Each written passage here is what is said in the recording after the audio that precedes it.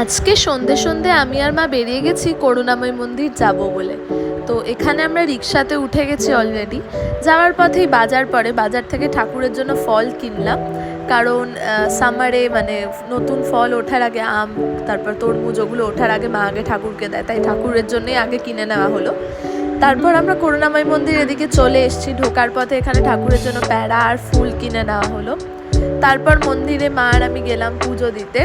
তো পুজো দেবে আমাদের ডান। তারপর এখানে আমি একটু ঠাকুরকেই হালকা করে ঠাকুরের একটা ক্লিপ নিয়ে নিয়েছি। ফেরার পথে মিয়ামোড়ে গেলাম। মিয়ামোড় তো কনস্ট্যান্ট আমাদের জন্য, রোজই যাই বলতে গেলে। তো মিয়ামোড় থেকে কিছু খাবার নিলাম, ফেরার পথে গ্রসারি কিনলাম ওখান থেকে কিছু।